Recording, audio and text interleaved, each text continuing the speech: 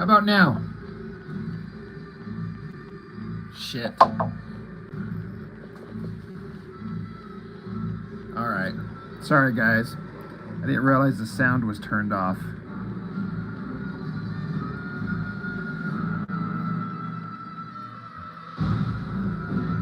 Sorry about that, guys.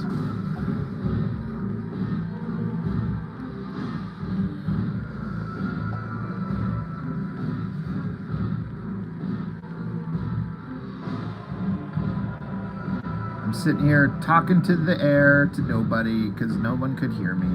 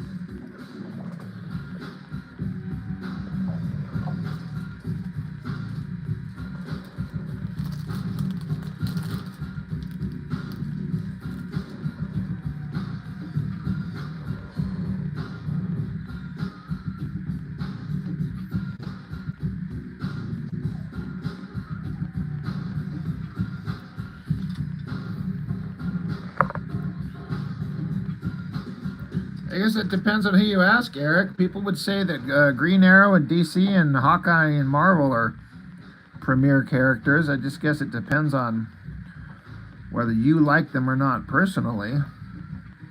I personally could care less if they're like, I don't care about an Archer character. Like, it doesn't bother me one way or another.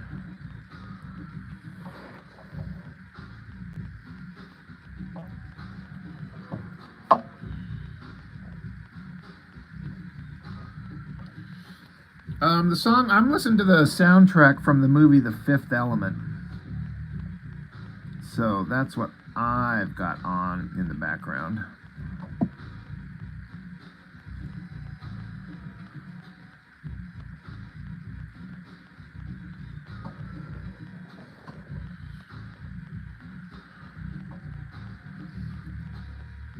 Mark, how's it going?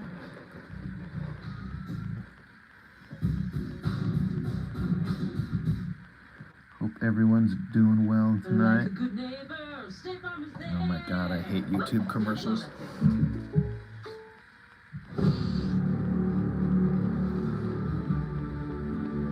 Shut the fuck up.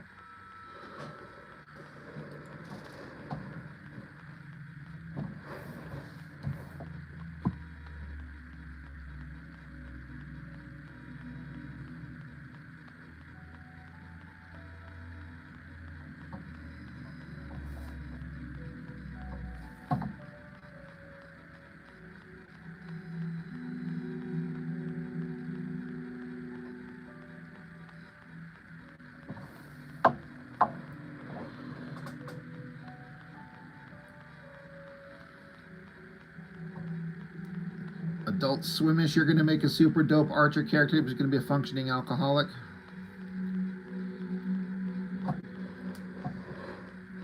Do it.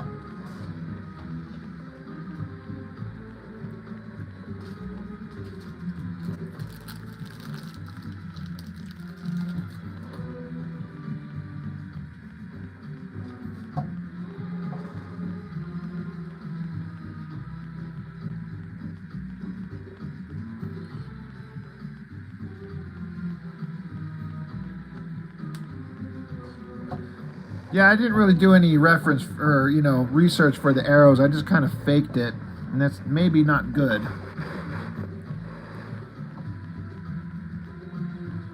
I just kind of made up the arrowheads as I went.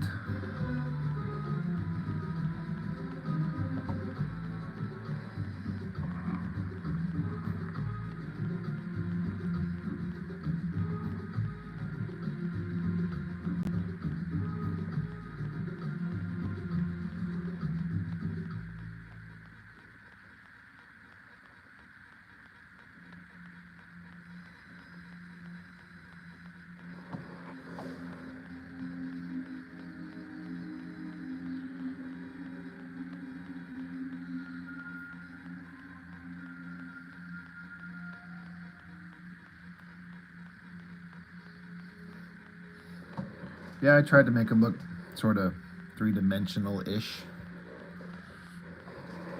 Hopefully it works.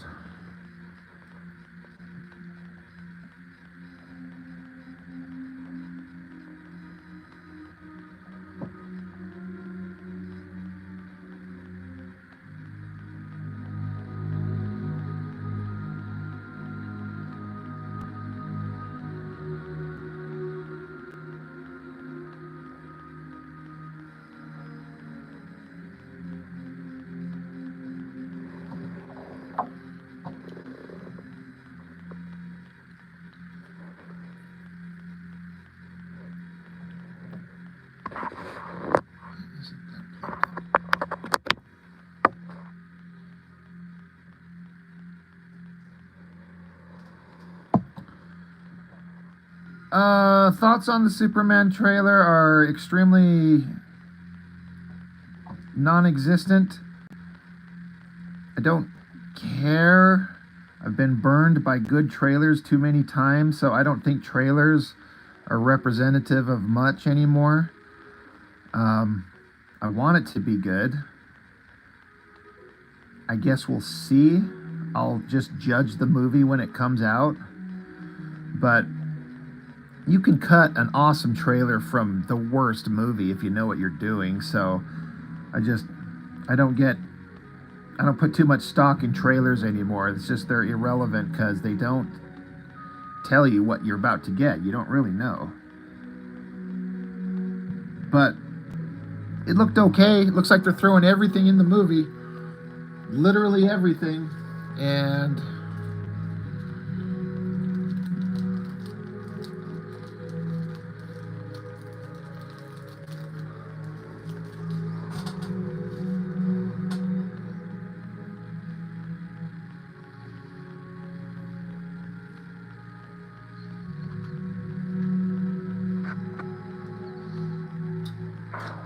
Brody Allen, what's up?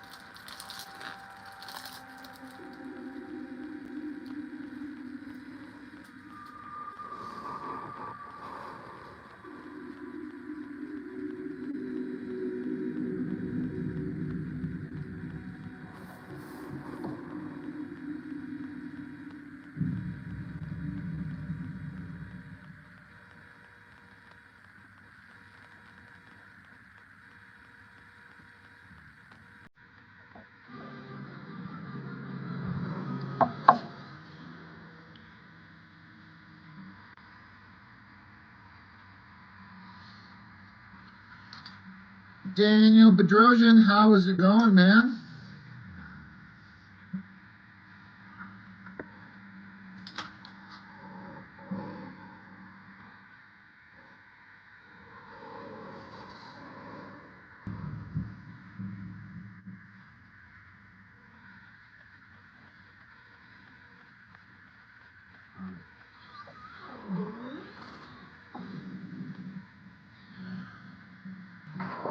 Well, thank you, man. I appreciate that a lot.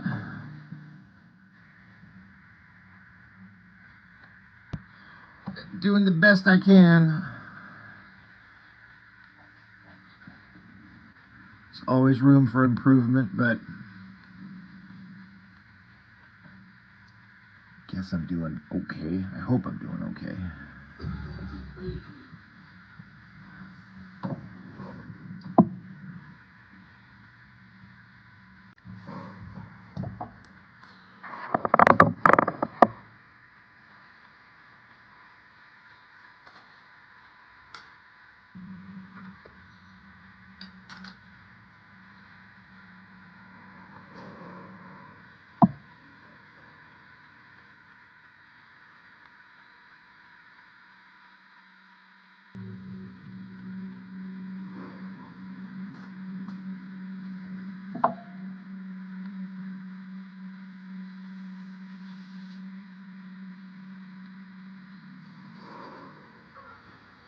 What's going on in your world, Mr. Bedrosian? Yeah.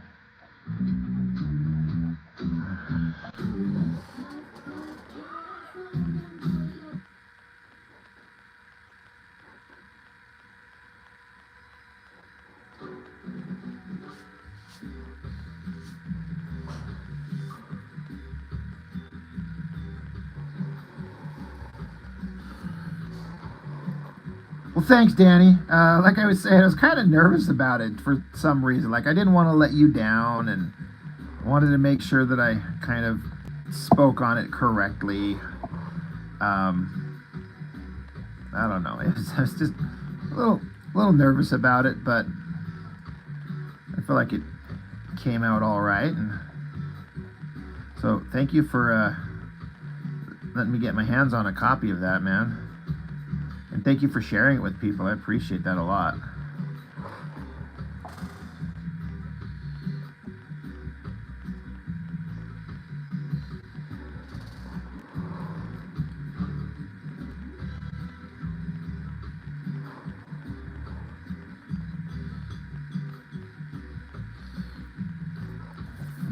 Well, thank you. I'm glad that I'm glad that it went over well. I'm glad that you're happy with it. That's all I was concerned about, is that I wanted you to be happy with it. And when I get a free moment, like I was saying in that video, I kind of want to draw that character that I forget the name. Oh my gosh. Towards the end of the book, that creature that you had written in there that he was just a scared child inside. I thought the design looked really neat, and I'm like, one of these days I want to try and do a proper drawing on that character. Yes, thank you. Right, I knew it was a bee. I'm sitting here like, oh my gosh, I just lost it.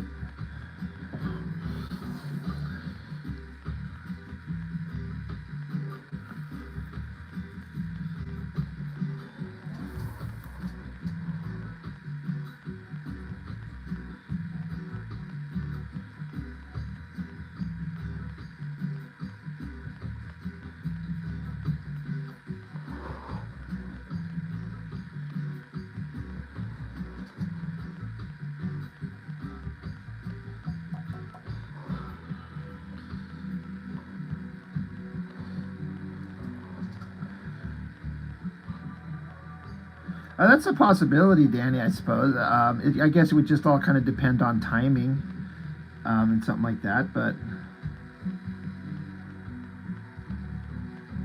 maybe, if nothing else, a little something. I guess it just depends on timing, But that would be a thing we could figure out.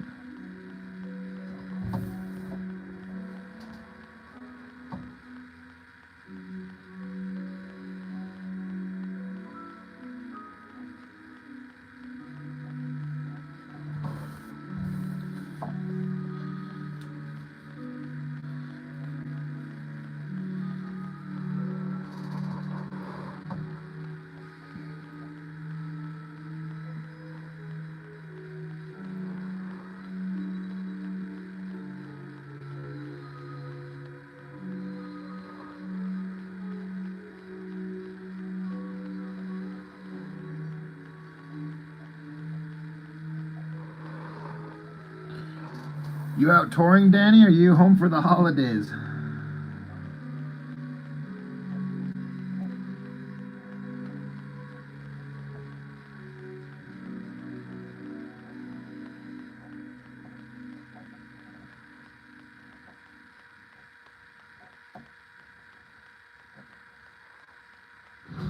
Everyone's talking about Mufasa, the Lion King. I have a report. It's adventurous, hilarious.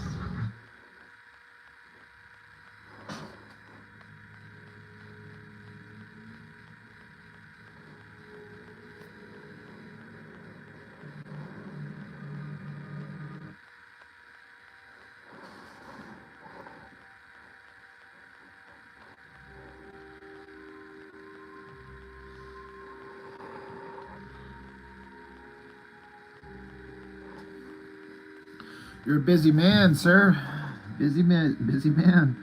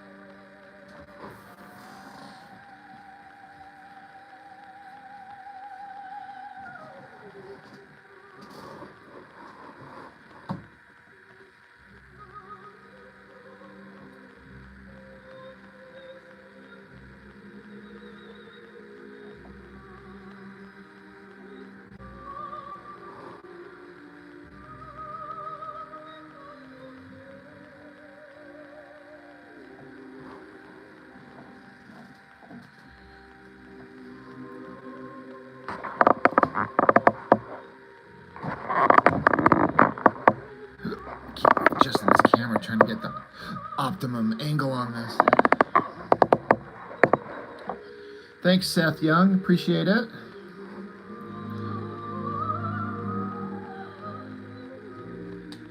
Dang, Danny.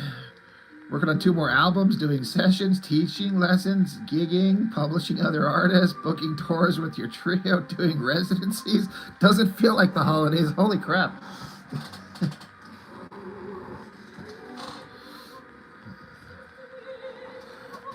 Yeah, that's a lot.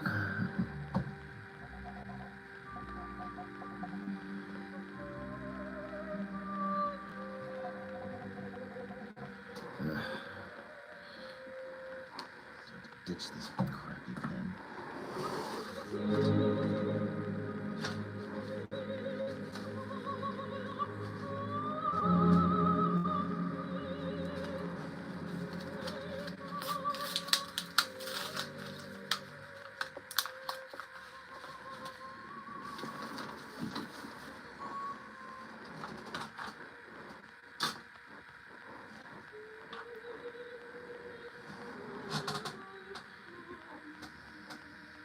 Yeah, I get it. Staying busy keeps you productive. Yeah, I'd imagine there's a lot of discipline that has to come into that. You're like, no time to waste. Got to get up and go. Things to do.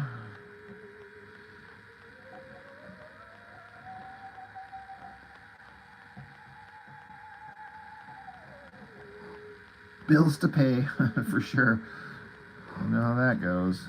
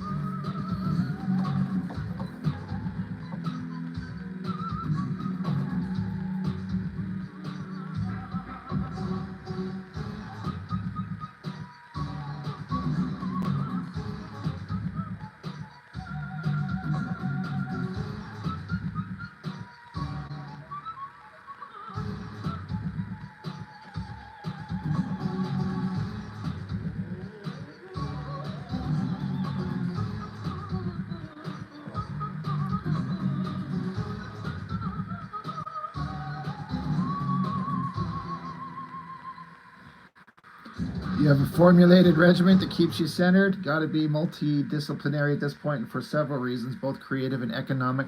That makes sense. I think I heard you say, maybe it was on that interview on the Kayfabe channel, where you like you practice on the piano for what, several hours every day. Like, for example, I see you posting those videos where you're playing and practicing, and then considering everything else you've got to do for business and then family, and it's pretty impressive.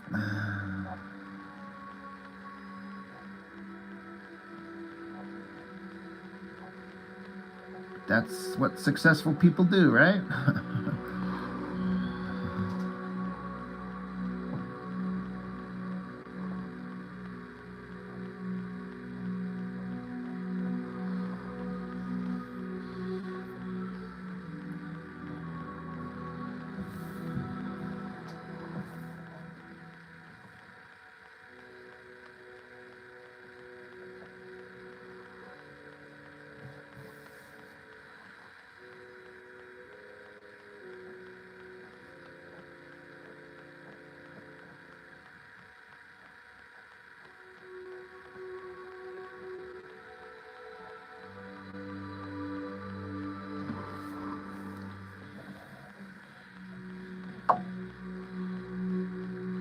You do your classical piano early in the AM for several years. Yeah.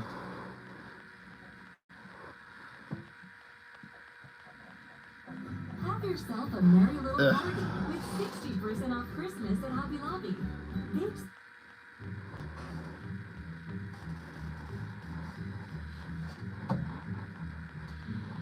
You average 3 to 6 hours of playing a day. Wow, I mean, that type of stuff, I hear that, and it's just kind of one of those things that kind of, I don't know, helps motivate me to kind of keep on the grind. It's not remotely the same. I'm just a guy doing this for fun over here, but I want to make something out of this as much as I can before I can't, and just like you're just saying there, you just got to keep going, like you do. The discipline, it's inspiring, is what I'm saying.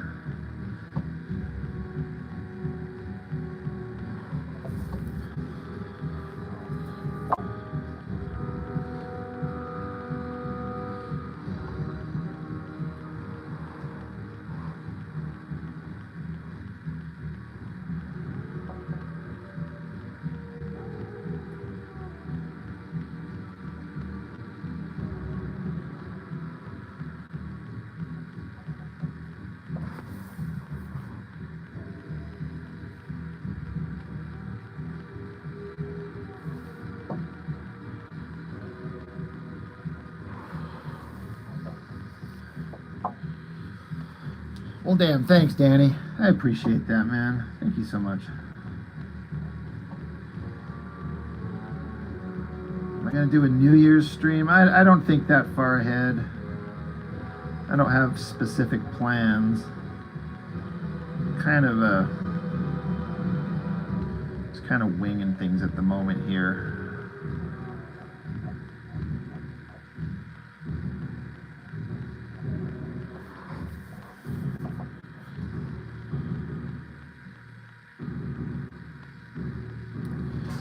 Musically,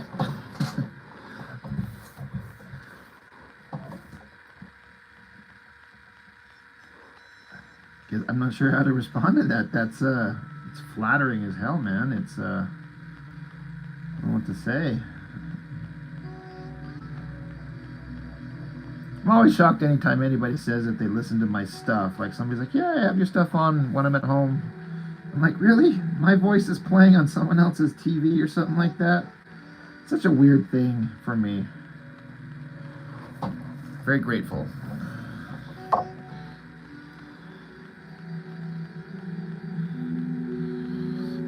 Say, for whatever reason, Comic Process has proven extremely inspirational to my studio recording process. Oh, really?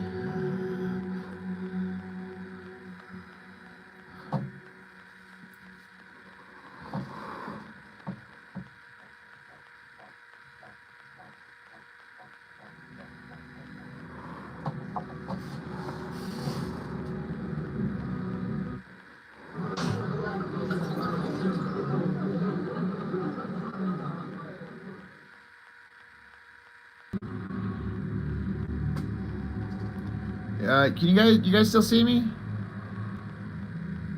My thing just made it.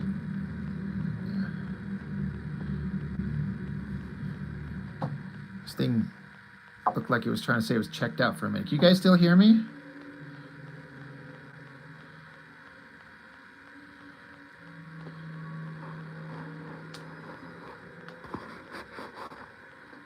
Oh, okay. All right. Thanks. Yeah. It said reconnect on my phone. I'm like, I didn't go anywhere. Say it started with kayfabe. It was like a revelation and continues with both your shows and stream. Well, thank you. I'm humbled, sir. Sometimes having to keep making videos every day is just, sometimes it feels a little bit like a chore. I'm like, oh God, gotta keep going, gotta keep going. But it turns out to be its own reward. And I've kind of discovered I've got a little bit of a stubborn streak in me, with me creating my own books. And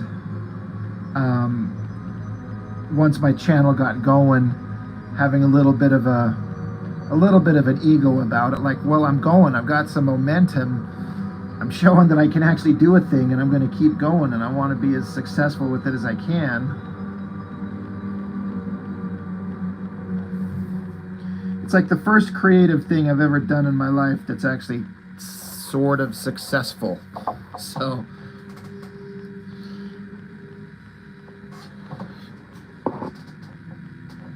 I'm pretty motivated to keep going on it as much as I can. It's helped my art, it's helped my creativity on my art. Doing the channels made some connections I never thought I'd make, like you, Danny. Like, who would have thought I'd ever be speaking to you, sir?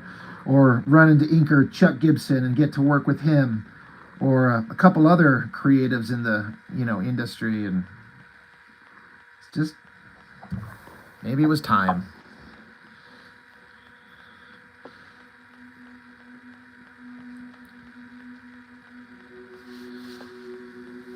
Keep my art streams on while you're working in the office or in the studio a lot of times. And then that makes me feel like I probably embarrass myself with the dumb stuff I say sometimes. It's okay.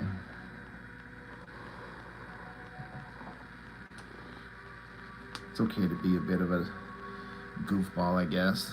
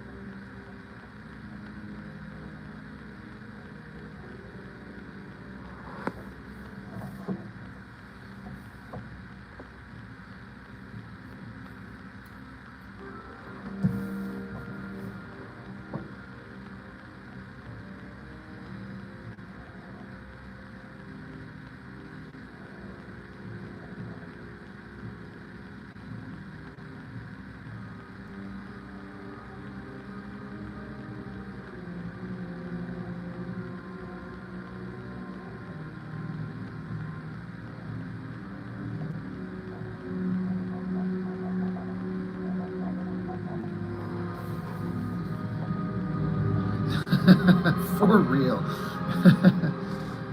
It's so random, the amount of people that end up in the chat watching. Sometimes it's 20, 30, 40, sometimes it's 2. I don't get it. It's fine, you know.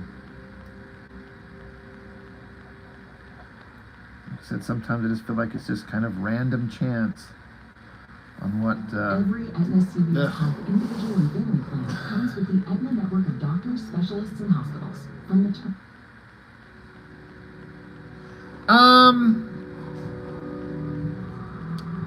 Do I have a favorite inking tool? It's a tricky one, Danny, because I guess I'd say not in the way that I'm in love with. I have, you know, I've got the Hunt 102, like the classic artists use, but I've come to understand that, like, I probably just keep getting, because I just order them off Amazon, they're probably cheap versions of the really good tools that good artists used to use. They don't make art tools like they used to, is the thing that I'm discovering. And so I can't get the lines out of this thing that I want, and sometimes I think it's because it's a cheap version of it. Same thing with brushes. It's hard to find a good brush. So I just buy packs of cheap brushes, and then they hold a nice sharp point for a little while, and then they end up just kind of dying, and I just toss it and get another cheap brush. These pens here, like this pen I just opened up just now, just while doing this stream. It's a Faber-Castell Pitt pen. I love them when they're fresh, but they run out of their like really juicy ink really fast, and it just drives me nuts. So they're only really, really good for a few times, and then I'm almost having to like press on the pen to get the ink to come out, and it's not a nice flowing line. So all of these tools have some advantages and then some disadvantages, and I'm always fighting them. And that's frustrating. And then I hear artists talk about the amazing brushes that they used to ink with back in the day, like the sable hair brushes that they don't make anymore, because I guess they were made from some kind of like obscure animal that they'd harvest the hairs from, but then they went on like an endangered species list, so they can't actually make a true sable hair brush anymore. So I use microns. They're fine.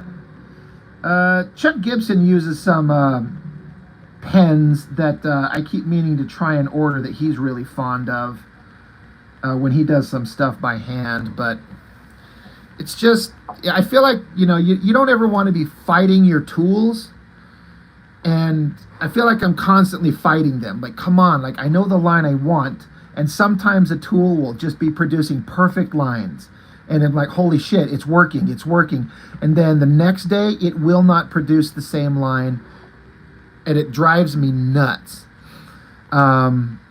So then you're like, why won't this thing work?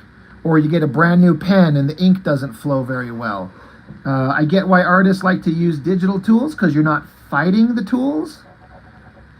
You know, you're fighting yourself enough. I'm sure you understand it, like creatively. You're fighting your lack of ability, or you're not you, but like a creative person. Like, you want to be drawing a certain way, and you're fighting yourself just trying to get the image out of your head or whatever. But when the tools aren't doing what they're supposed to be, now you're fighting two battles, and it's so aggravating. So it's a constant battle. So no, I don't have one that I'm like, this is the tool of choice. Like I said before, I hear about a lot of artists talk about the old Image Comics paper, which was supposedly famously incredible. I wish that I could know what that's like, but you know, that stuff doesn't exist anymore, or what the good ink nibs used to be like, or what a good sable hair brush was like. So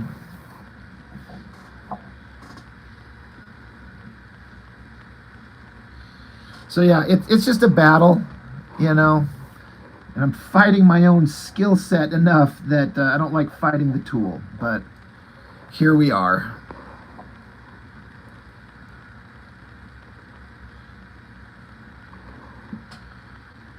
Robert Ferrant. Been watching my Savage Dragon videos. A series you wanted to collect as a kid, but just wasn't able for a variety of reasons. No idea how expensive it would be to get them now. I'm gonna keep going for quite a stretch. Honestly, I love that series so much up to a certain point, and then in one issue, it all came to an immediate crashing halt, and has been varying degrees of interest for me personally ever since. But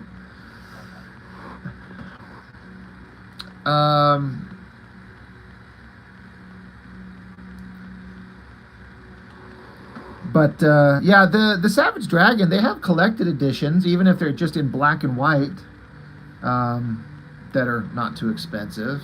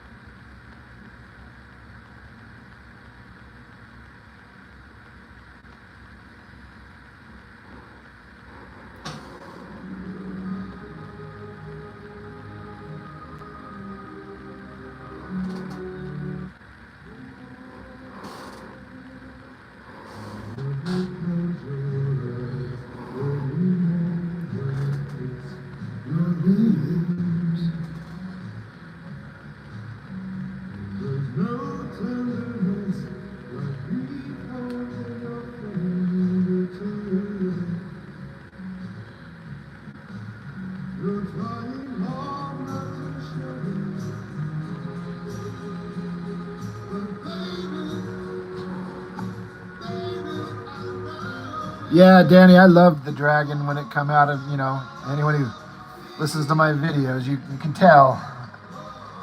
It's just so well done to me. In fact, oh no, I was going to say there was one today. I was like, there's a Dragon video tomorrow, but that one was up today. I forget what I've even put out. Talking about how Larson redid the Jim Lee issue. He was very clearly not happy with that one.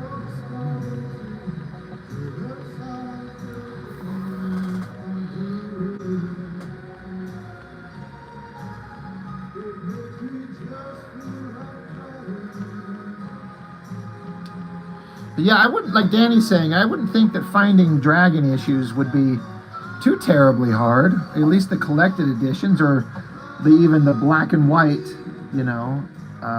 reprints.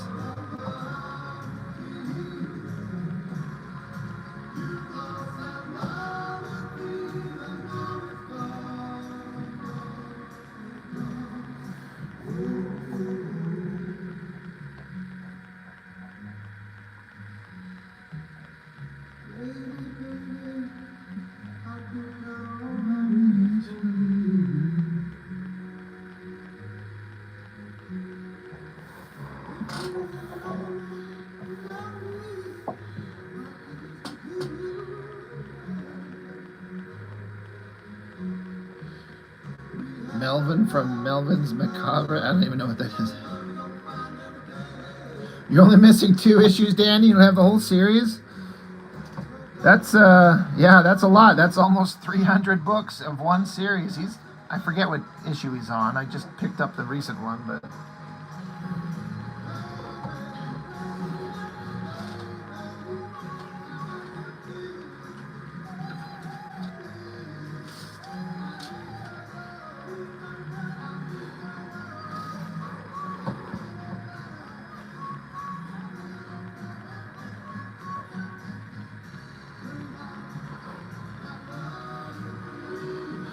One of these days, during my Savage Dragon reviews, we'll run into the issue where he printed my letter.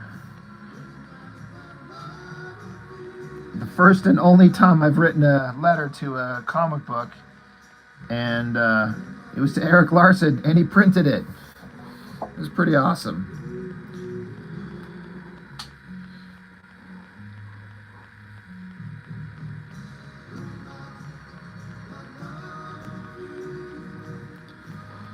Issue 183 and 265. Anybody out there? Hint, hint.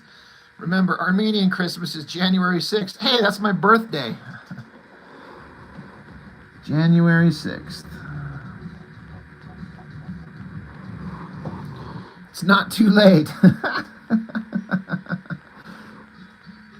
Robert Farrett, you got to run. Thank you for stopping in. Appreciate it.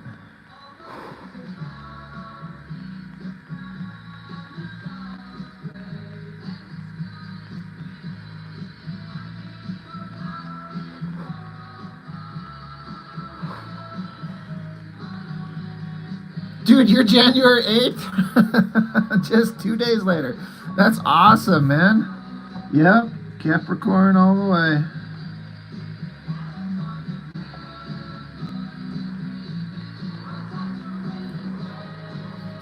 See, right? Same here.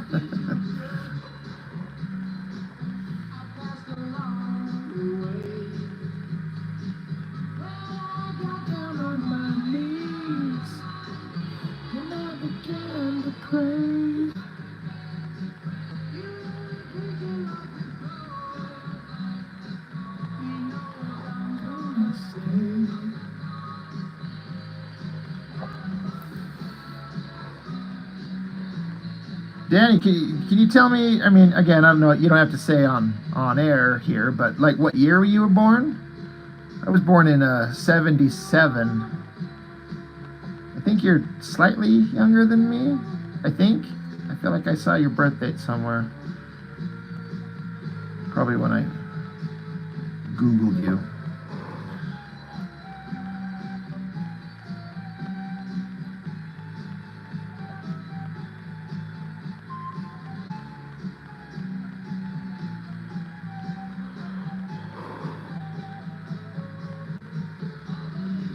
'81. Okay, yeah, I was gonna say I knew we were from the relatively close to the same era, obviously with the kind of books that we like.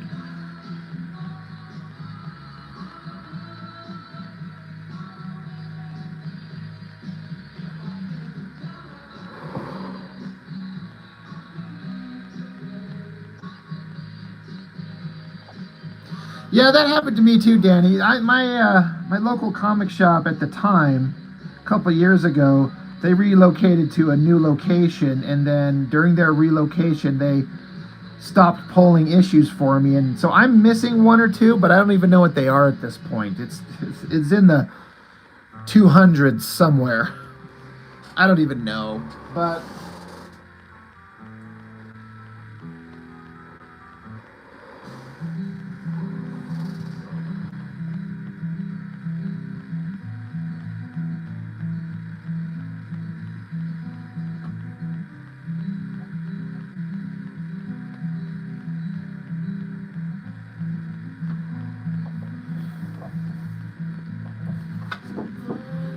Time to do the flip image mirror test to see if what I'm drawing is coming out okay. I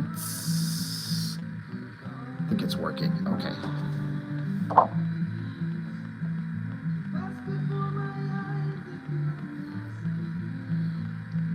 Your two older sisters were born the year before and after me, so you grew up with stuff older than your generation, seemingly.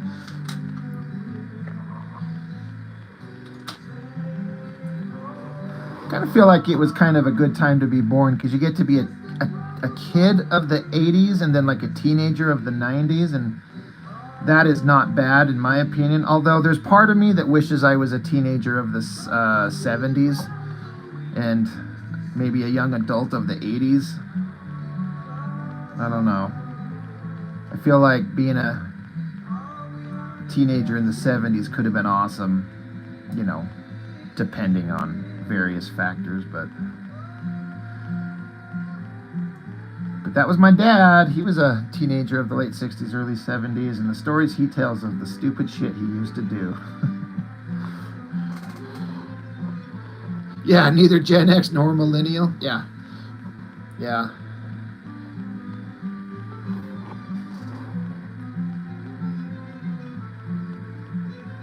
The impermanence of life, just like the song we're listening to is talking about.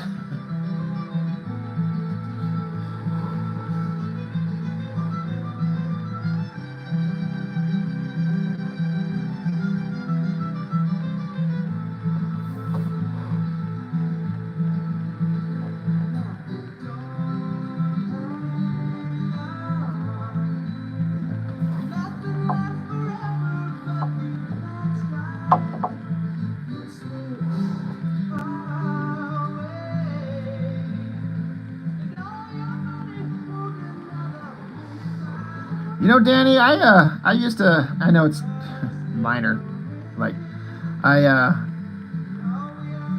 took band class in my 6th grade year of junior high, 6th and 7th grade, and I actually think I was kind of good at it. There was a time when I could kind of read music as a kid. I remember being able to, like, you know, look at the music sheet and certain notes in a certain range. I knew what they were, and I could produce them on my clarinet that I played. And I was the best in my area for the little while that I did it, and I actually really enjoyed it. And what sucks is the next year in 7th grade, I got this different music teacher that made me hate it, and I never picked it up again. And I'm actually kind of frustrated that I never picked it up again, because that teacher just drove it out of me, and I was like, well, she can go to hell. But the other guy made me love it that first year. And there was a time when I could read music a little bit, like on a tiny scale. Yeah. At Novo Nordisk, we know that your true happiness comes from within. And when you live with a chronic condition, it's And then I could eat, I mean, I don't know if this isn't really special, but my mom used to have a piano, and there would be like, I could hear certain tunes and music, and then I could find it on the piano a little bit, just the basic, you know, there's a theme from one of the Star Trek movies that I was able to, like, reproduce on the piano. I could, like, find it and figure out the cadence of it. I'm like, this is fun. But then I found out I liked to draw, and that's where all my interest went. Yeah, He-Man, Star Wars, Calvin and Hobbes, Turtles, comic book boom, Atari, Nintendo. We had the shit. We really did. We had just the best stuff. Oh, it was enough to be like fun technologically, but then not enough that it was so all encompassing that we didn't want to, like. I still wanted to go outside and play. My kids never want to go outside and play. I have to kick them in the ass to get them outside to go do some.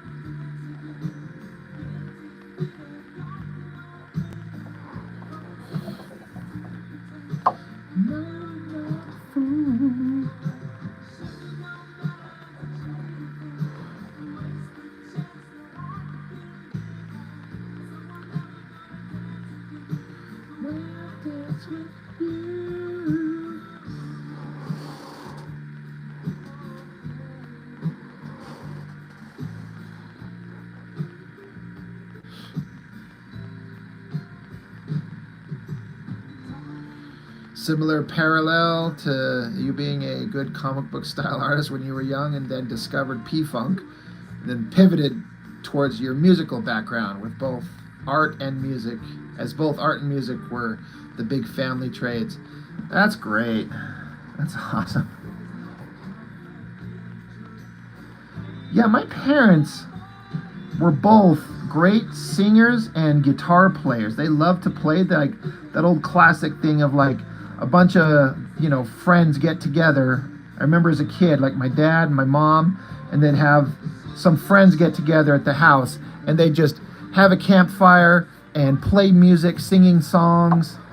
And then my parents were both amazing artists. They could both draw really well.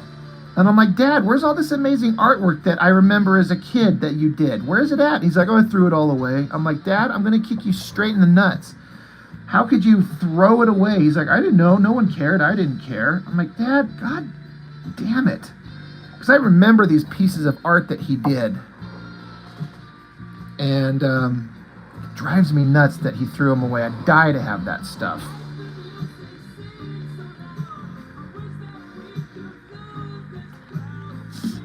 Oh shit, Eddie P saw your art from age 10 and was like, Danny, if you stayed doing comics, you'd be ridiculous. Yeah. I mean, and if Eddie sees it, you know, he knows what he's talking about. So yeah, you could have gone that way. That's awesome.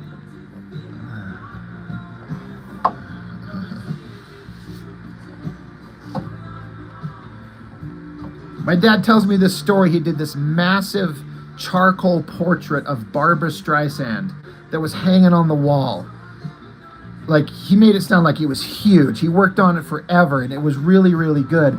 And then me, as a little kid, not knowing, I walked by, grabbed a hold of the side of it, and just ripped it right down the center on accident. And he's like, well, that's destroyed. I'm like, Dad, son of a bitch, just tape it up and keep it. That's why I hold on to everything. I hope my kids will want my stuff when they get older, and they understand what Daddy's doing.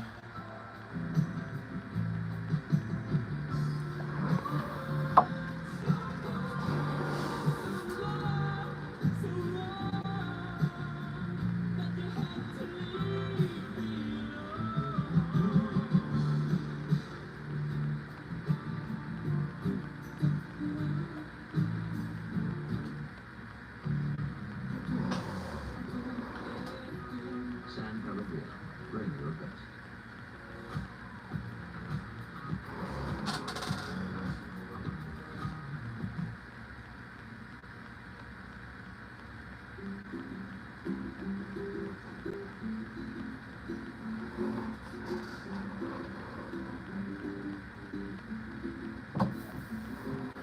I think I'm on the verge of overworking this figure. I need to move on to something else, but I'm having a lot of fun with this guy. I think he's done, except for filling in blacks. All right, time to move on to different part.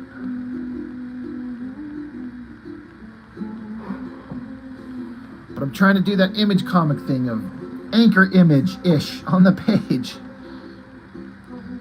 Danny, say your sister is a well-known fine artist, award-winning. Oh, shoot, with ridiculous pedigree. Damn. Highly recommended. People check her out. She has work in galleries all over. Very talented, if not a pain in your ass. What do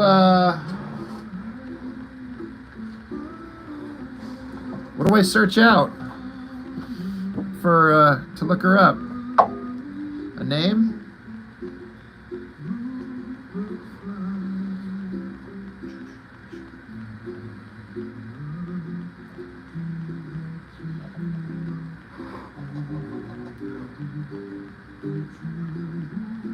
Holly. Dude, that's my sister's name. I have two sisters, but my youngest sister, her name is Holly.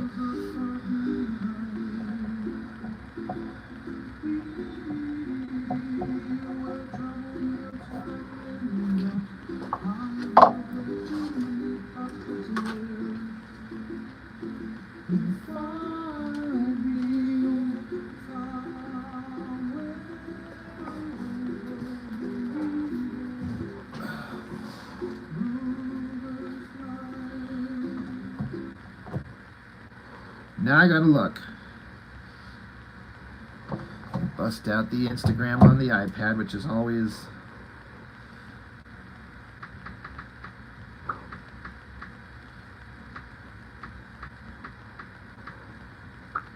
Oop.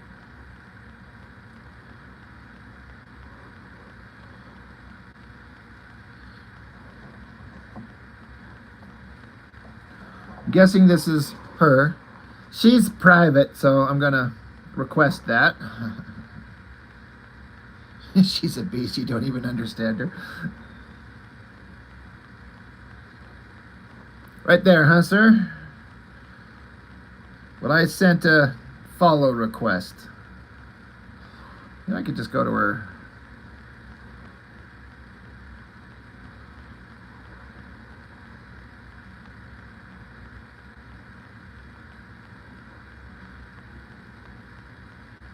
Oh, wow.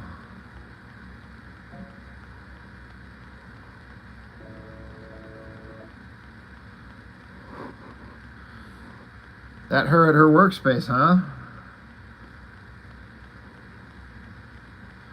Her workspace is way more organized than mine.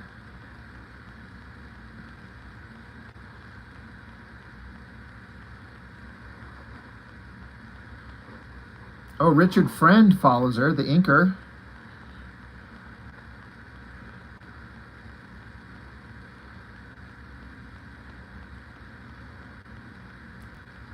Wow.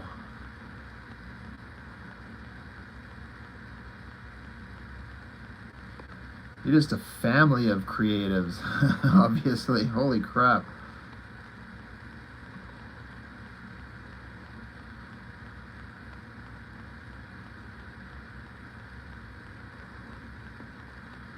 I love seeing other people's workspaces. That is a collection of pencils. Heck yeah. That is an artist, obviously.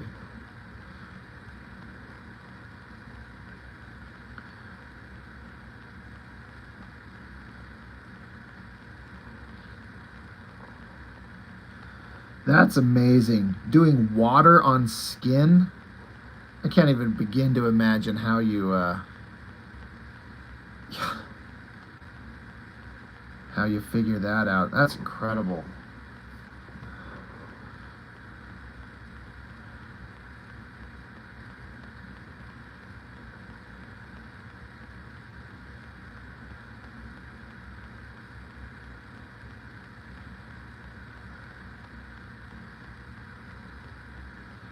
Yeah, I could see how.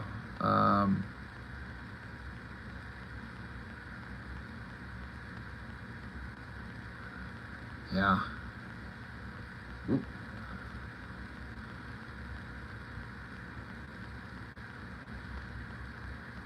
Yeah, the hand pieces. I was gonna say, I saw a couple of them. You can get the eyes. Get that, like, reflection in the eye. It kind of gives it its soul. Holy crap, that is so realistic. That could pass for a photo, almost. Holy jeez.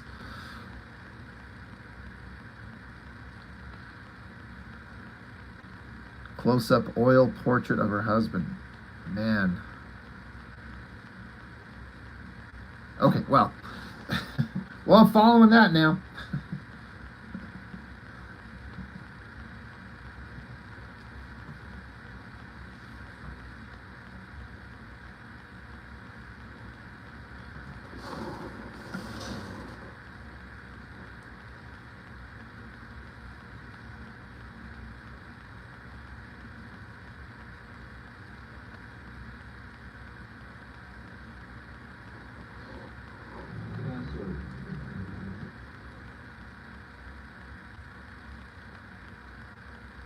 Known for pursuing your passions.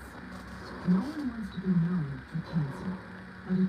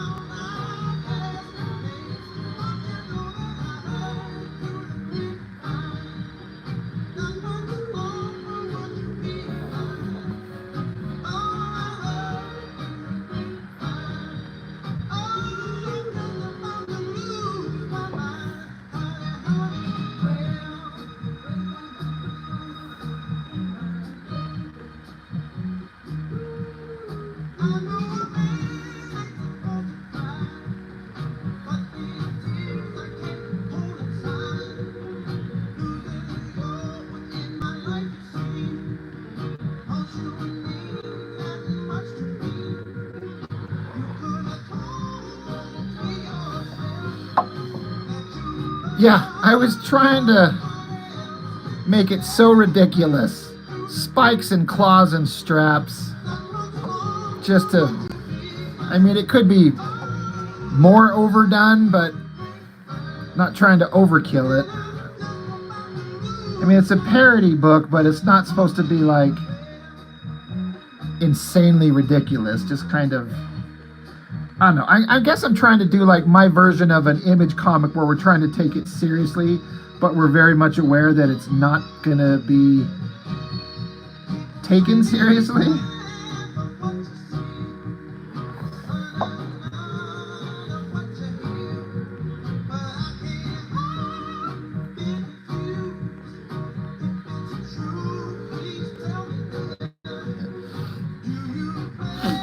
In fact, Chuck sent me inks.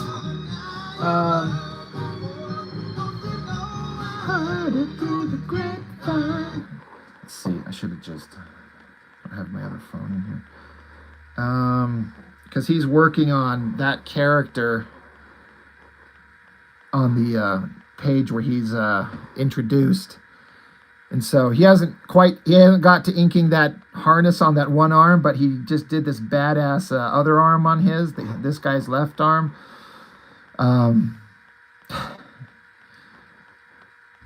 It's insane to me that I'm working with an inker who inked 90s Image comics. So it's unbelievable to me. He was inking for Wildstorm, and now he's doing stuff for me. It's insane. Yeah, it's an homage and stylized without cliche. I mean, that's what I'm kind of going for. But yeah, Chuck is just rocking it. Every time he sends me these progression shots. Excuse me, hiccups.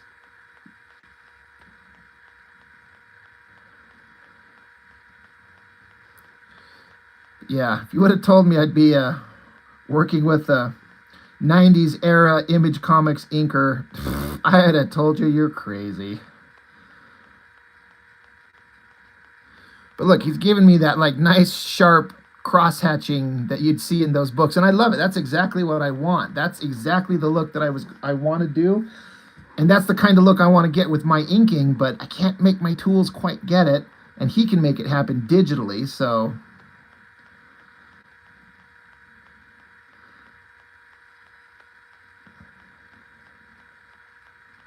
yeah, I think that's all the progress shots. Oh yeah.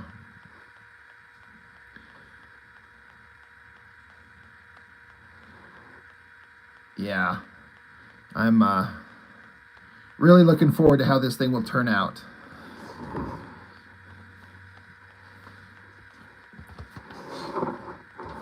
If all goes well, you know, I want to try and do a crowdfunder on it and see if get people interested in the concept of this parody of a Liefeld book, but not making fun of Liefeld, not shitting on him.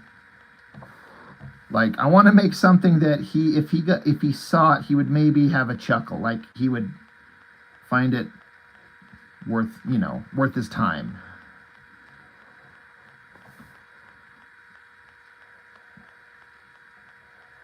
But we shall see.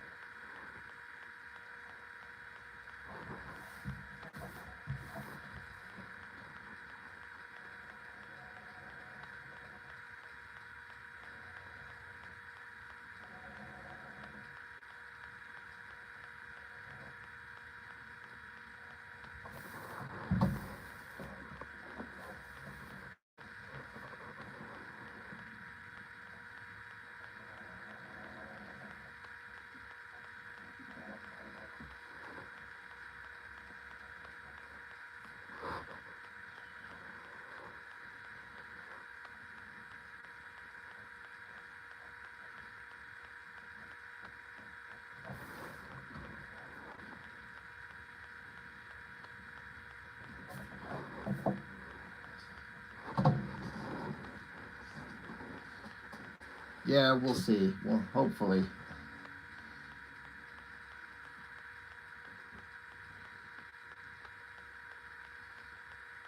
Damn this thing. In the end, together, we will save our people from this truth.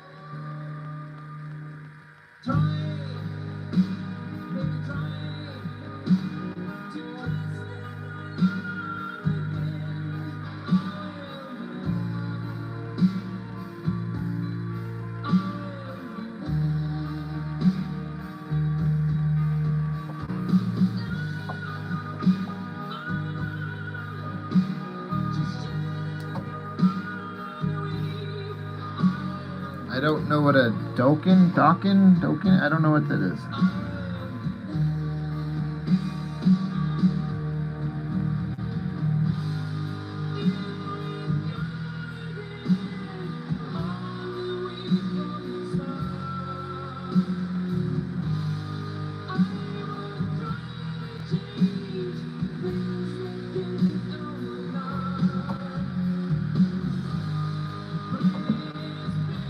This is the Scorpions.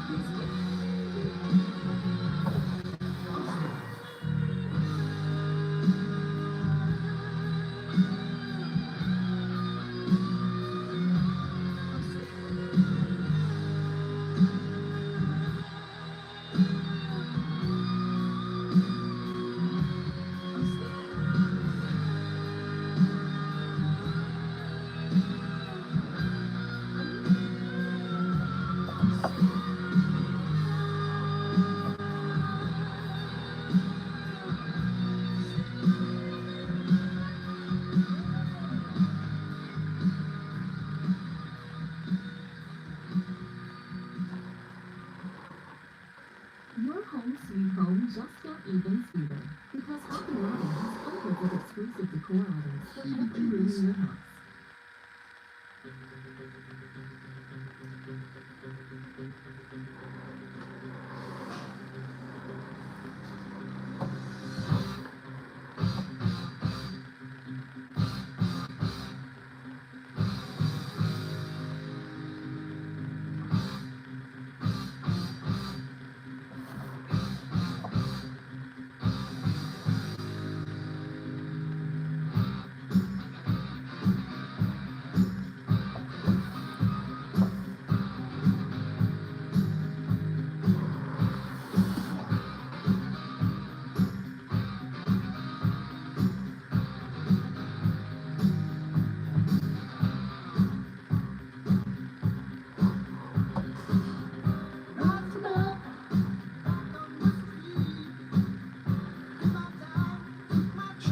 passes.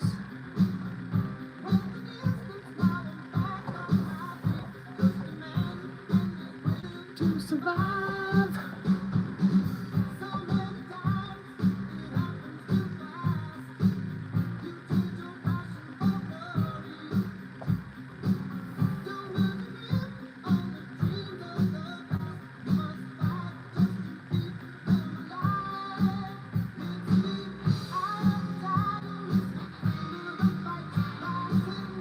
To the challenge of our rival.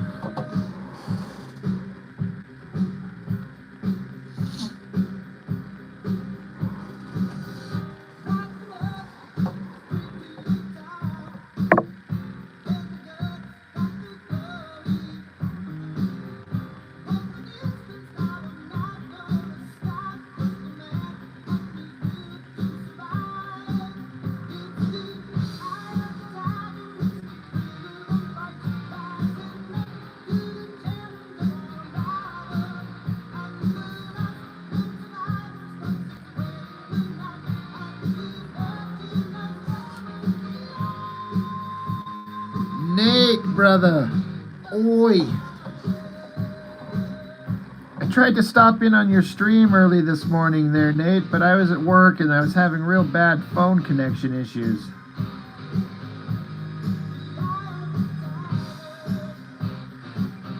But, like I said, I was at work anyway, so I could only have stayed for like 2 seconds.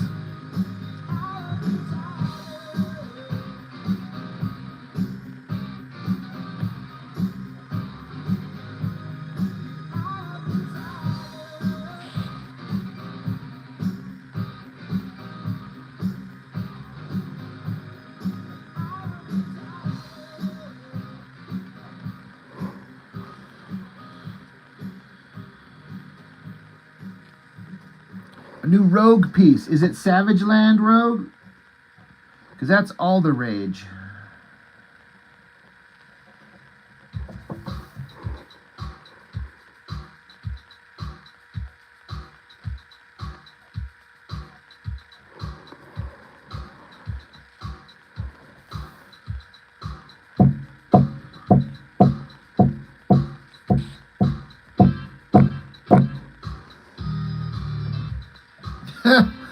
I mean, you're not wrong. I mean, I guess it depends on the artist. For me personally, like, what artist is doing it, I'm interested. But man, that's all everyone does is Savage Land Rogue. That's for sure.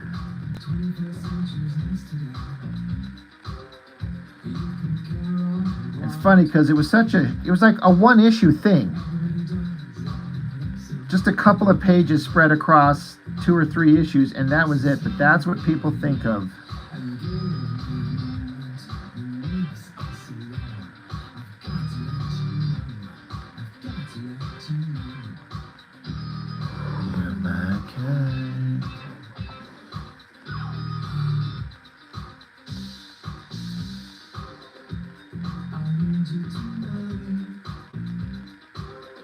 Thanks, Danny. Thanks for stopping in, man. Had a great conversation. Thank you very, very much. Hope you have a good night, sir.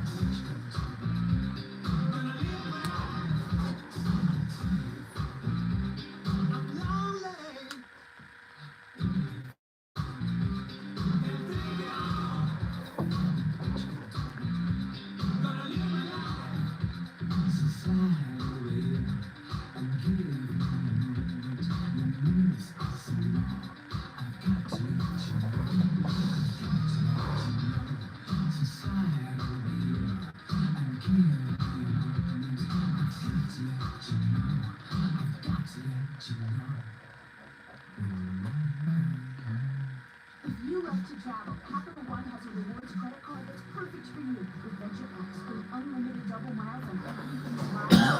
Shut the fuck up.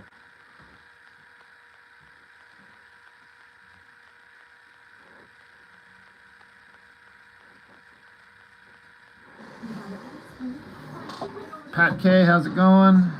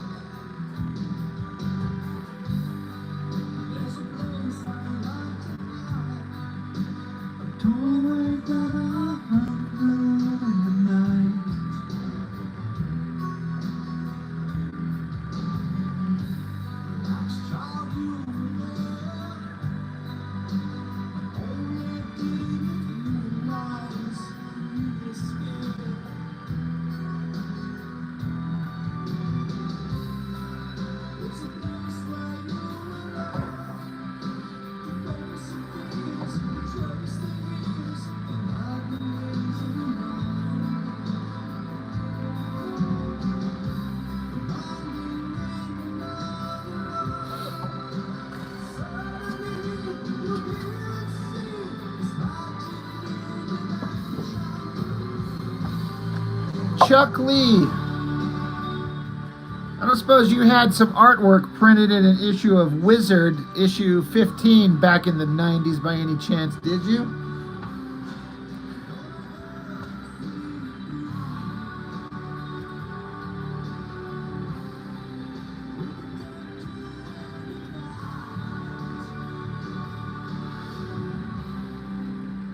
Ugh.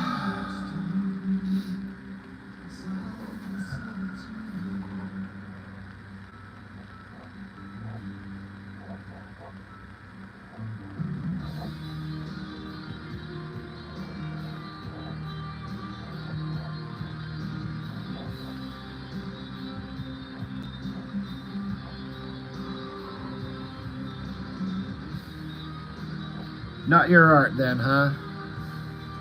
I was just going through that Wizard issue, and in the fan art section, there was a piece of artwork by a guy named Chuck Lee, and I was actually asking out loud. I was like, I wonder if that's the guy that shows up on my live streams on occasion. I mean, it's a, you know, relatively common-ish name, but...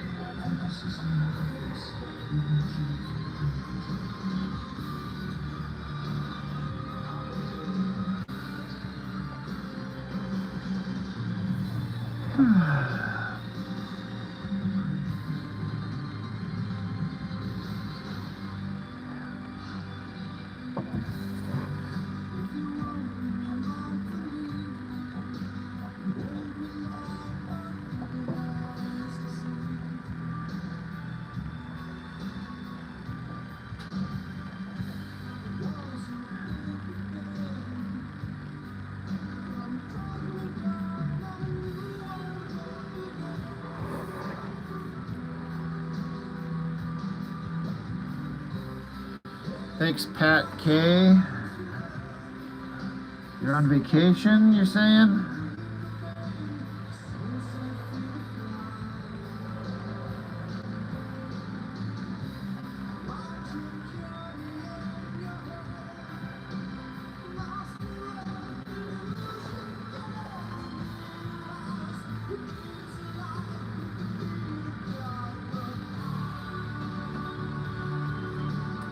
I wouldn't say I'm digging it there, Nate. It's okay, but I'm reserving any kind of opinion or judgment till I actually see the movie, because trailers are full of lies. So I just don't trust trailers anymore, so I kind of just like, alright, yeah, it looks fine. We'll see what the movie's like.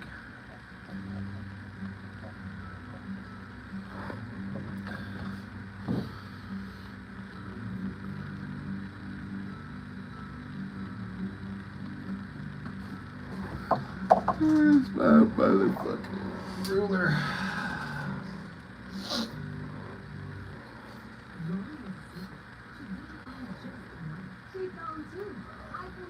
Uh, 15, Chuck. Chuck Lee. It's the one I just reviewed. It's just on my channel, what, 2 days ago?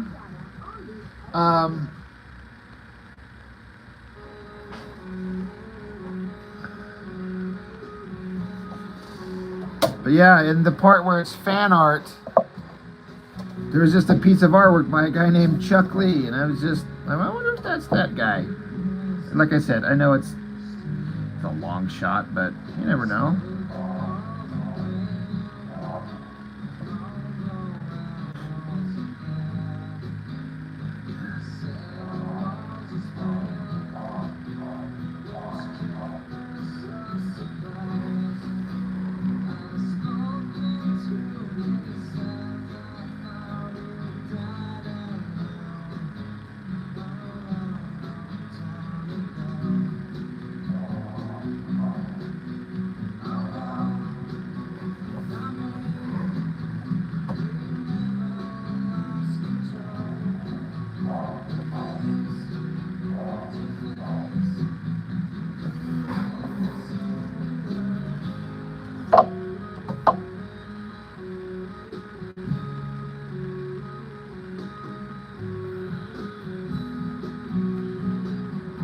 Rome Dog, what's good?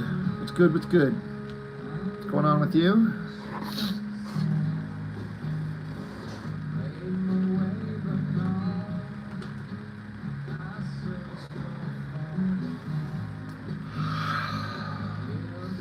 You were in college at the time of that wizard? Yeah.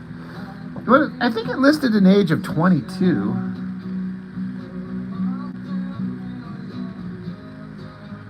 Let me see. I got it right here. I think. Yeah, I'll just show you there, Mr. Chuck Lee.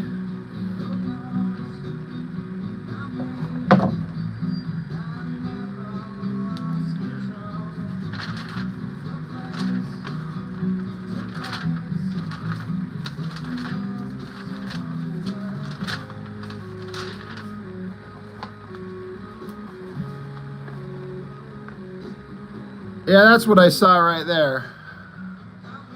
Chuck Lee from Austin, Texas, age 22.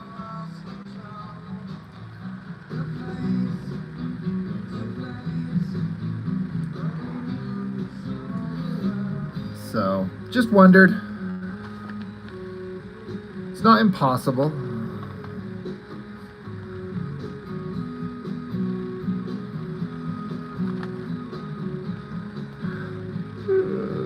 Why am I so tired?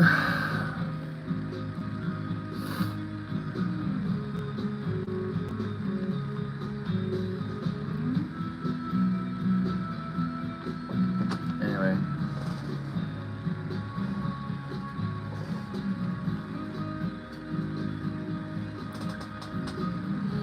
We get chapter 1 of this book on Sunday.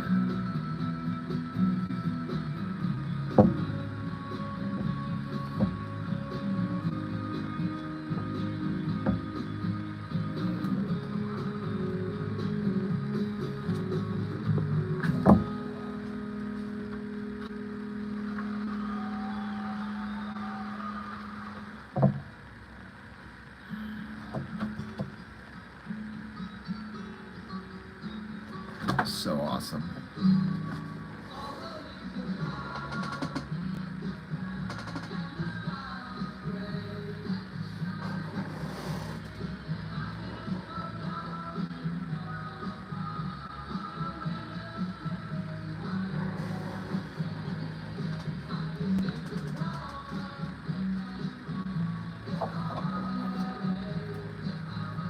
Oh, we're able to translate. It's no big deal, dude.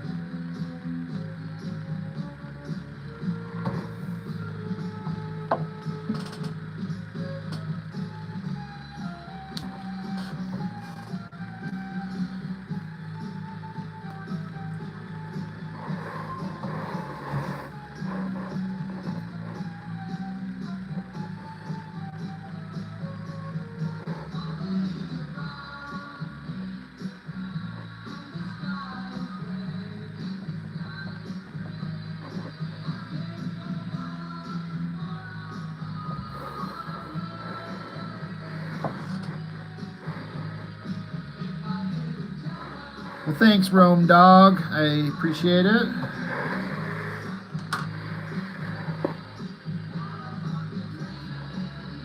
Shit, I gotta do the ever important string on the bow.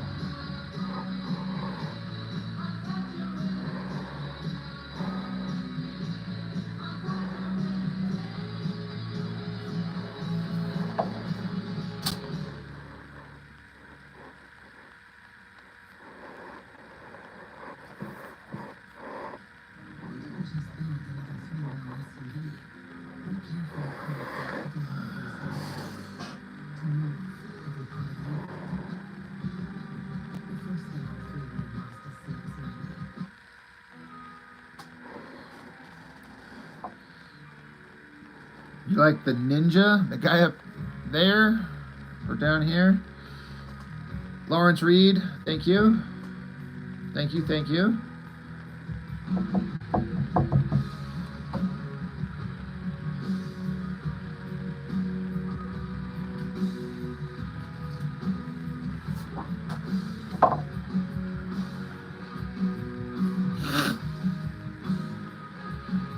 This is the page immediately previous to it.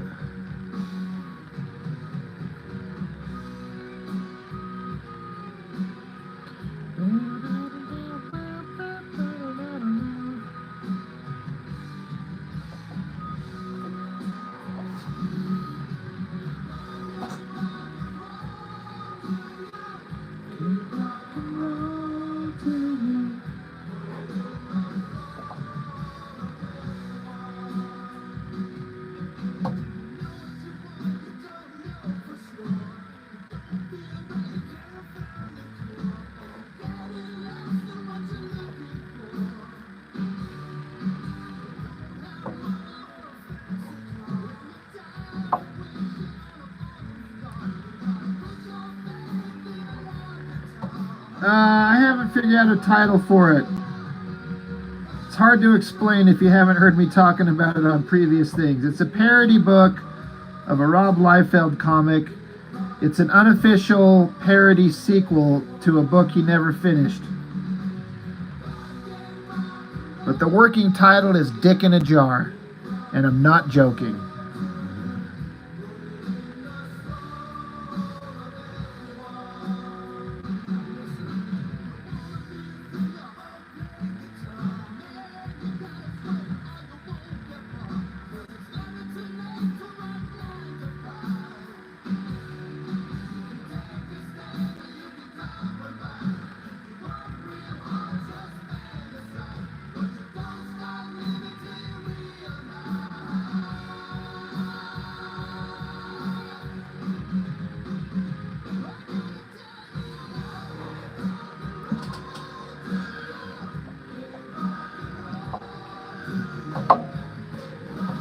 anybody knows the Liefeld book I'm talking about, he literally had one of his characters get his dick cut off by his ex-girlfriend. She put it in a jar and ran off with it. And then Liefeld did a sequel book to it and never addressed it again. And it pissed me off. There's a whole video on my channel about it. I'm like, how can you have a hero get his dick cut off, have the girl literally holding it in a jar like a trophy, and then not finish that story? And then he moved on, did 100 other different things that went nowhere. And I'm like, I have to know what happened to this story. And since he didn't do it, I've decided I'm going to do it.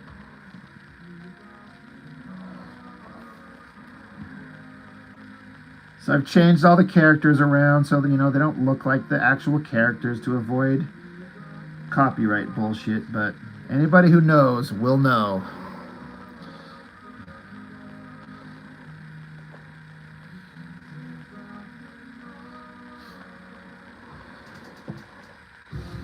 So I don't think I'll actually call the comic Dick in a Jar, but that's like,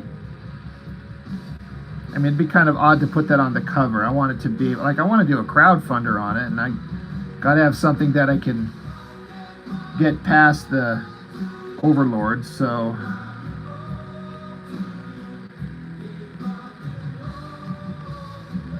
But yes, whoever asked, this is Kiss playing. It's the only Kiss song I actually like.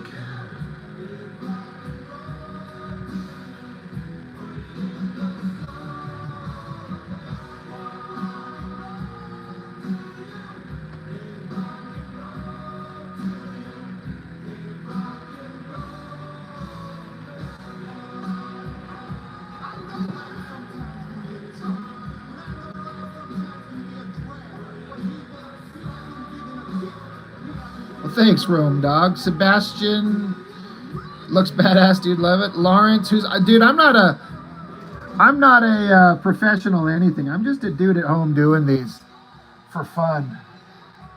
But I just got finished with my own kind of personal comic thing that I just got done with recently, and through my channel here, I just, you know, I reviewed the Liefeld book. And it just stuck in my head. I'm like, I can't believe that he didn't address the dick in a jar. So I'm going to take and do that story, and it's going to be way over the top. It's going to be very adult. It is not for kids. Fuck. Commercials. The best AI assistant isn't one that knows the whole. But yeah, I have no publisher. It's just, I'm just a guy at home making comics just because I like him. So I'm going to try and do a crowdfunder on it when it's done. See if anybody else would be interested in like picking up a copy of it and get it printed up. I fucking hate these commercials.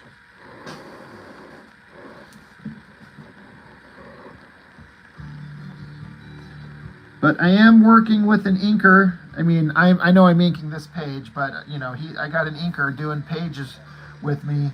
He used to work for Image Comics. He worked with Jim Lee in Wildstorm Comics, and he's inking some pages with me, and it's pretty badass.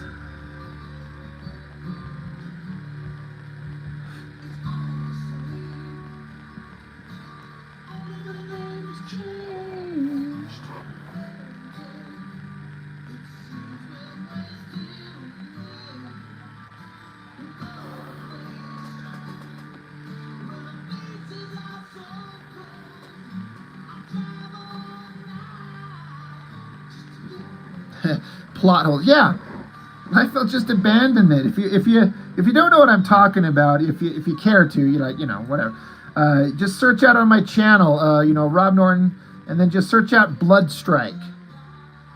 And there's two. There's one that's the single issue that introduced the dick in a jar, and then I went and bought the collection because I had to know what happened. I had to know where Liefeld was taking this. And then I reviewed that one, and that's what sparked the idea of, like, how could he let that storyline go? I have to do this. So, yeah.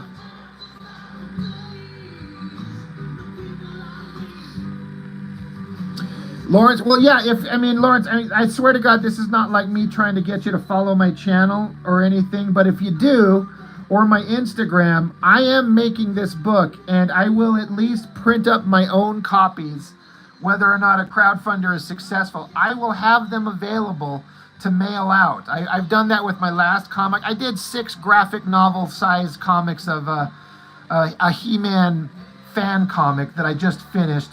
I did six graphic novels on it. So trust me, I make comics. And this one's just going to be like a 30-page book or something like that. But, and again, this is not like a tactic to get anybody to follow my channel. But if you do, when it's done, you will be able to find out when they're available how to get one. I'm only on page 5, so there's a little bit ways to go in the creation of it. But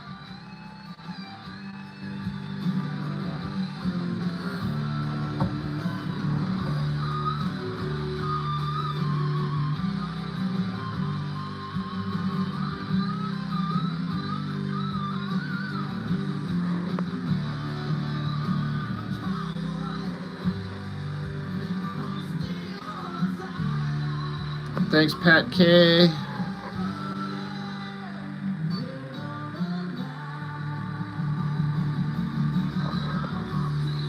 Sebastian, where's a good place to start drawing comics? Any tutorials you can recommend? Not really. I mean, I don't know off the top of my head any tutorials I'd recommend. It's just a matter of just sitting down and learning to do it. Make a story and then draw it. Learn composition, like storytelling, how to place your figures in a panel, you know, do some research on composition and storytelling. You got to learn to draw, and if you're going to draw comics, you got to be at least sort of capable of drawing almost anything. So there's no greater teacher than just doing.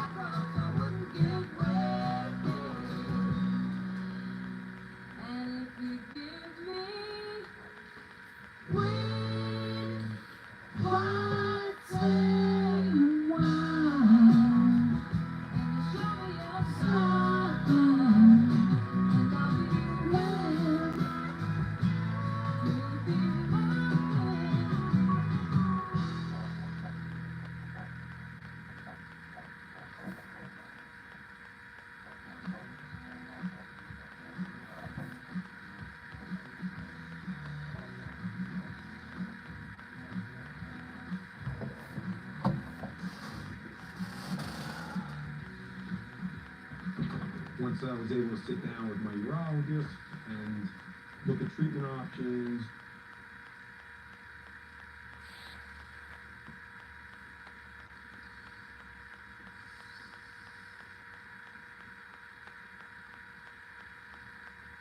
This nice stuff.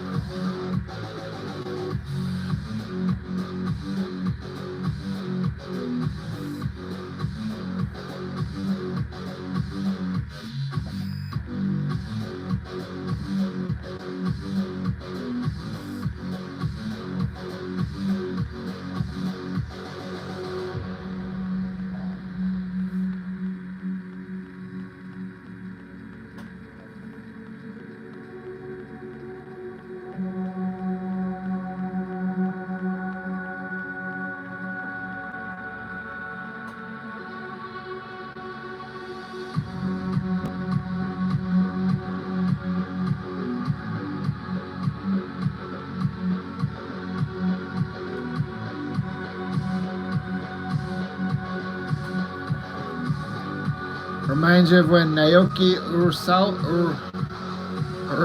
wrote Pluto based off the chapter from Astro Boy, Take What You Like, but expand on it. That's, I don't know anything about the thing you just referenced, but that's kind of the point of what I'm doing here.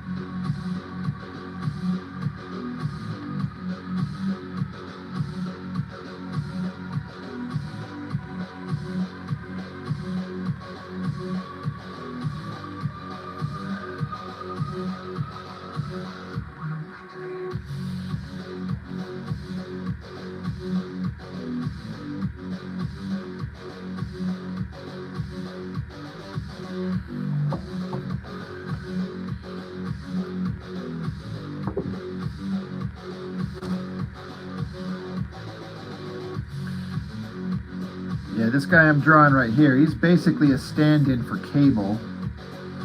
This other guy is kind of a Deadpool. Not really, but there's just Liefeld parodies.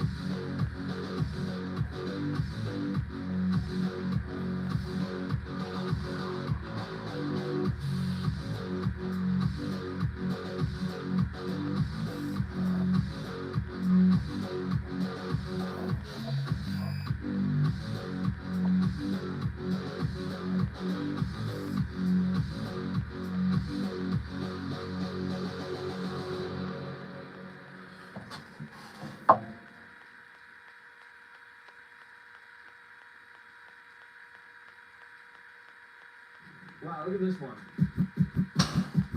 Check this out.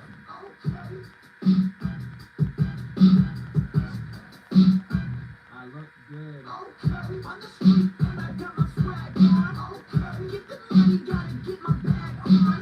Okay, triple back, flip out the whole scene. Okay, all you suckers just to run that beat me. So, get smacked, you looking whack. I got the big stacks, I'm pushing stacks.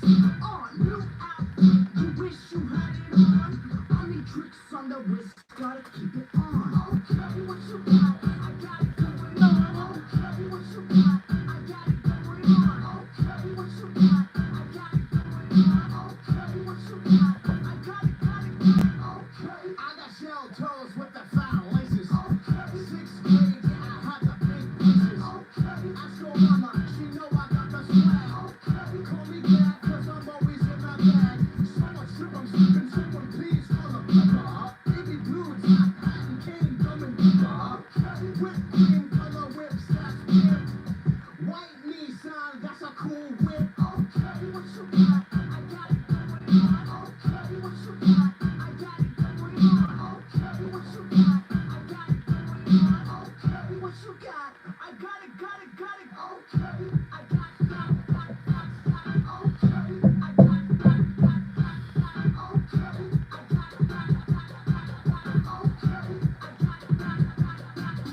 I'm so smooth like MJ. I'm rolling like 2K.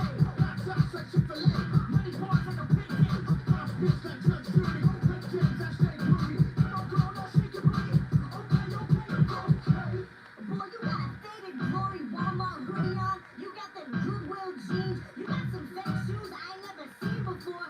Boy, you ain't even got it like that. You don't even got it. Okay, what you got? I got it going on. Okay, what you got? I got it going on. Okay, what you got? I got it going on. Okay, what you got? I got it. Okay. Check this out. Okay. Wow, what a banger! That's awesome.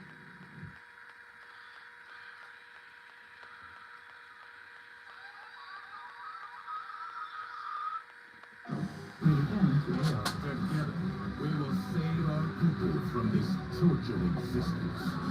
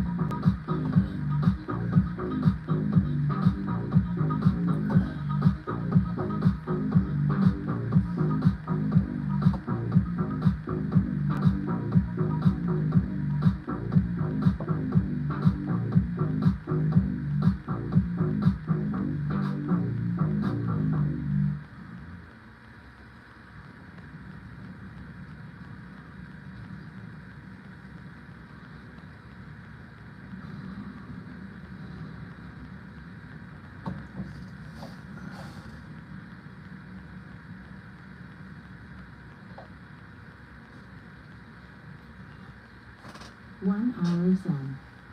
One healthy way to refuel. Ben's original. You learned yesterday that Liefeld was offered Spectacular Spidey and he turned it down to be on the New Mutants. I never heard that. I heard him say that he was offered X Factor and he turned that down, and maybe he did both. But he'd said that he wasn't stupid enough to try to follow up Walt Simonson. But I didn't know about Spider-Man. That's interesting.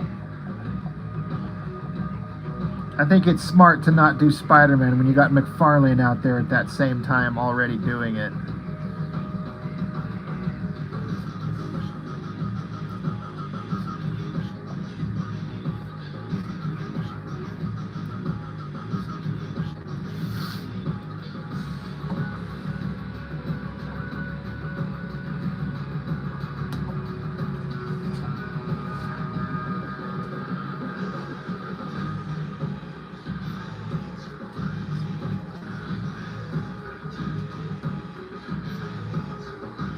Well, that's interesting. I'll have to go listen to it. That sounds it'd be interesting to listen to.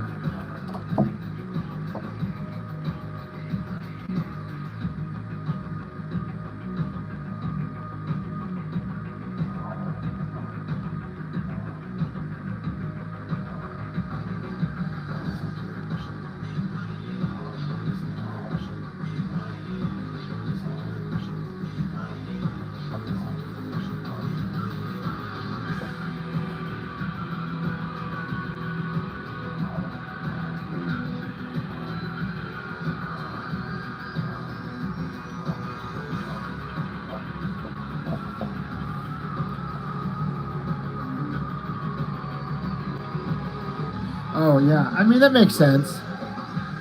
Like, there's already someone making a killing on Spider-Man. I mean, the New Mutants was a smart choice. It's a dead book. No one cared about it. So, go grab it and make it into something.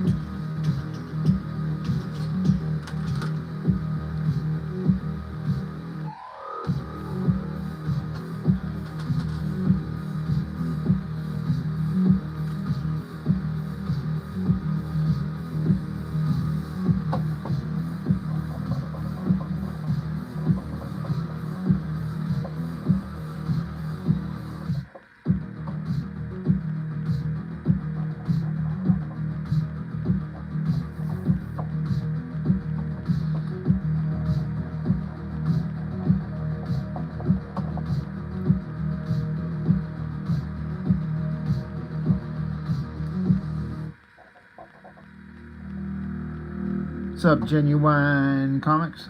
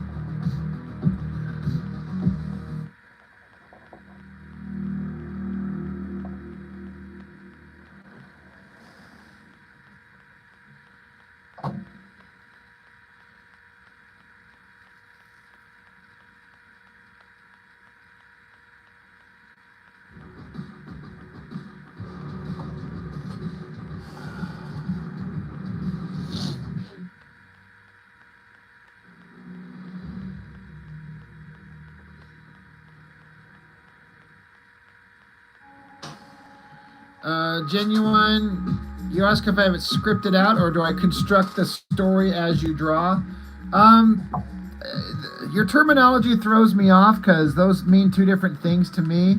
Scripted to me means the written, like the dialogue.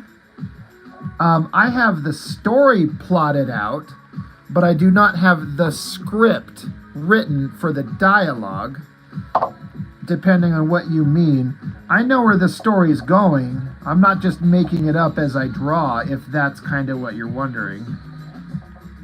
But no, I do not have the exact words that they are going to speak written. I guess I do it what would be considered kind of Marvel method. I'm going to draw the story first, and then I'll script it after it's drawn.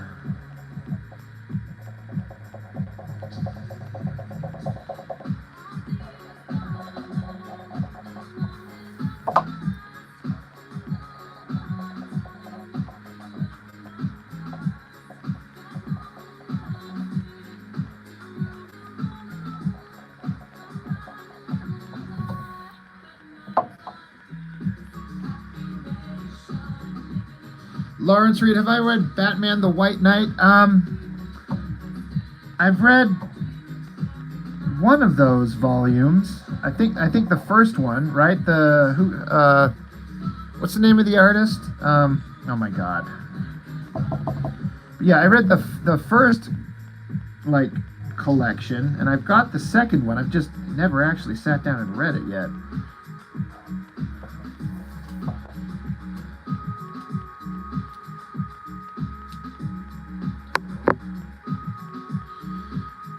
No, Genuine, I don't make comics like that. I have the plot written down.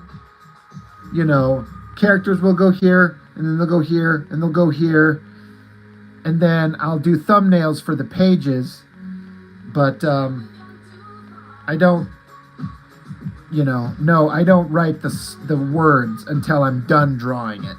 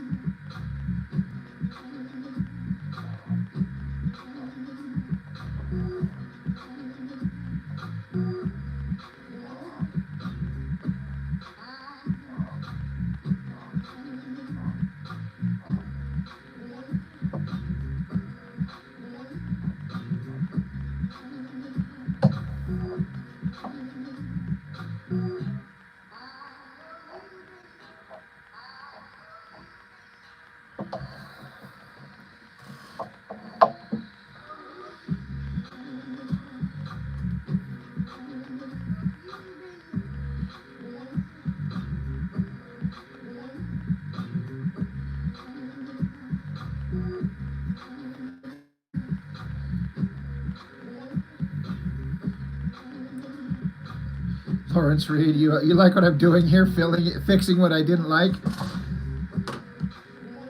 I mean, it's kind of the first time I've ever decided to do something like that. I've certainly read tons of things. We've all watched movies where you're like, that was so dumb what they did. And I think any of us that are creatives, we all sit down and think about, if I could have done this, I would have done this. And I'm like, you know what? I'm going to actually do it for once. Just one time. I'm going to do my own egotistical bullshit. Like, this is what I would have done. And have some fun with it.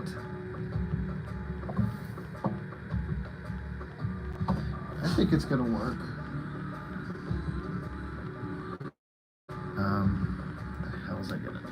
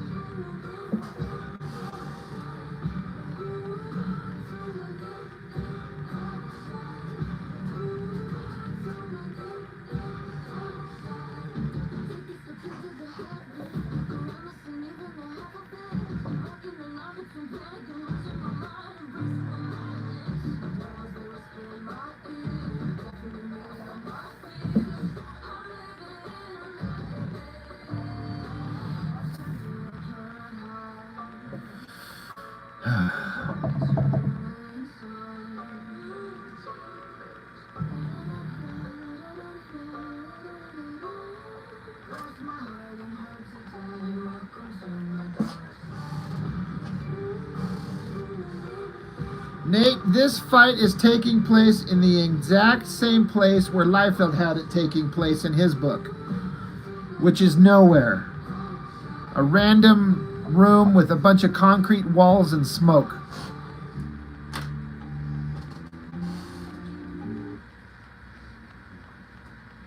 I have spoken. It better be the mountains.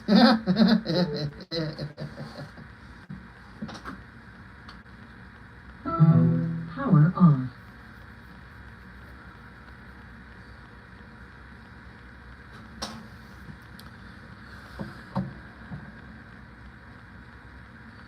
Yeah, I think I'm done for tonight. Done as much as I can do. It's been over 2 hours.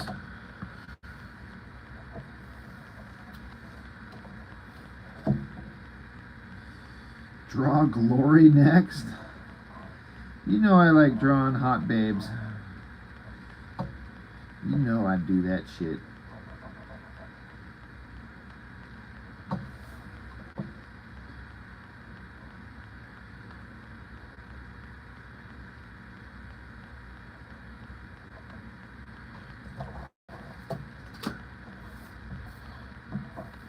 Covered in glue. Nate, you got some weird fetish stuff going on. My man.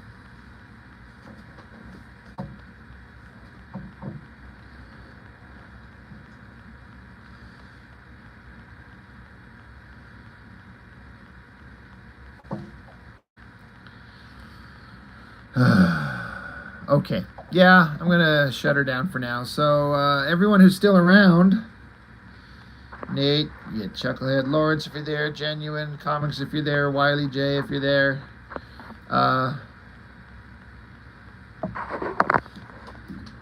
Yeah, I'm gonna bag it for the night. I gotta get up and go do all my Christmas shopping tomorrow. So